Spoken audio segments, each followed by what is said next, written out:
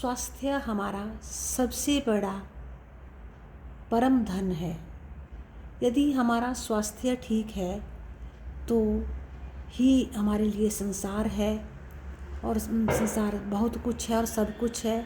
यदि हमारा स्वास्थ्य ठीक नहीं है तो सब कुछ होते हुए भी हमारे लिए संसार कुछ भी नहीं है, क्योंकि ये हमारे लिए हमें स्वास्थ्य पर जो है बहुत ध्यान देना चाहिए।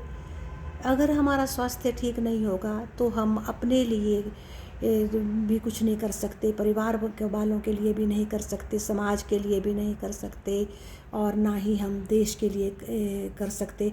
हम मतलब इस पृथ्वी पर एक बोझ के समान हो सकते हैं यदि हमारा स्वास्थ्य ठीक नहीं है। तो हमें अपने स्वास्थ्य पर पूरा ध्यान रखना चाहिए, क्योंकि जो निरोग काया जिसको मिली है उसको भगवान का सबसे बड़ा वरदान मिला है। तो इससे संबंधित मैं एक छोटी सी लघु कथा आपको सुनाने जा रही हूँ।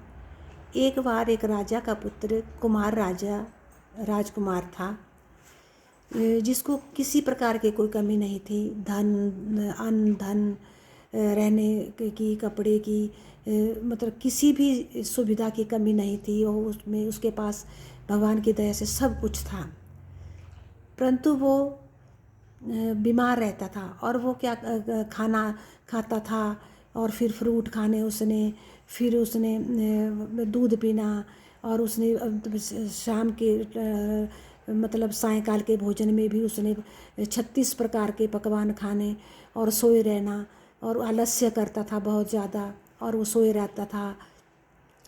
तो उसके पिता ने एक बार उसको कहा कि तुम घूमने निकला करो, कुछ किया करो, इधर उधर जाया करो। तो उसने कहा कि पिताजी मुझे कोई कमी नहीं है, मेरे 7 पीढ़ियाँ भी बैठ कर के आराम से खा सकती हैं, मुझे क्या ज़रूरत है कुछ करने की, मुझे करने की कोई ज़रूरत नहीं है, तो मैं तो ऐसे बैठ कर के भी सब कुछ खा सकता हूँ। तो उन्होंने कहा कि तुम्हारा स्वास्थ्य ठीक नहीं रहता, तुम कुछ व्यायाम करो, कुछ टहला करो, इधर उधर जाया करो।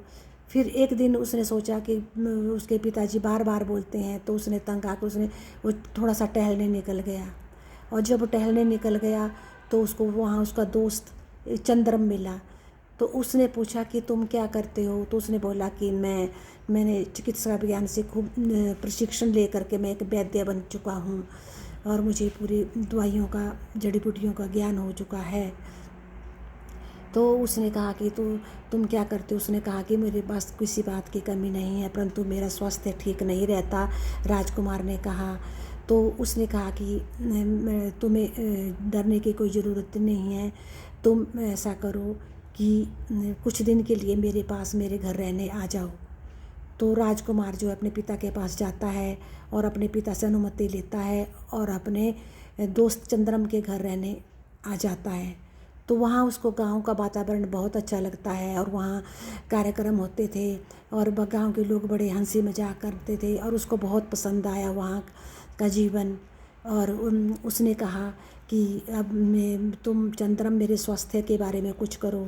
तो चंद्रम ने कहा कि तुम जंगल में जाओ, वहाँ एक औषधीय पौधा है जिसे तुम्हें खुद ही जाना पड़ेगा और खुद ही लाना पड़ेगा।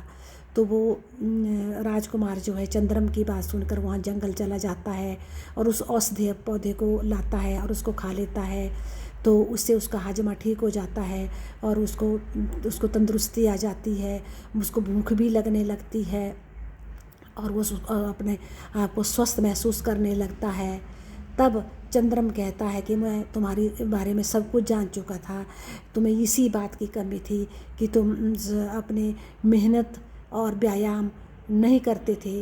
तुम अब से परे तुम मेहनत और व्यायाम किया करो, मेहनत किया करो दिन रात, और चला फिरा करो, सैर किया करो, और व्यायाम किया करो, मेहनत किया करो। इससे तुम्हारा स्वास्थ्य ठीक रहेगा और तुम तंदुरुस्त रहोगे।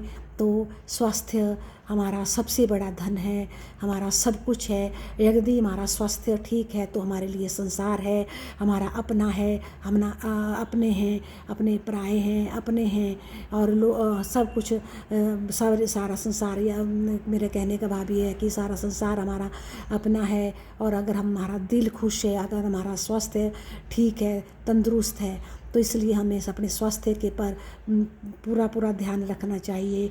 यदि हमें इस संसार में कुछ करना है, अपने संसारिक वस्तुओं का आनंद लेना है, और उसके समाज की सेवा करनी है, परिवार की करनी है, और देश की करनी है, तो हमें अपने स्वास्थ्य पर पूर्ण से भी पूर्ण ध्यान देना पड़ेगा। धन्यवाद।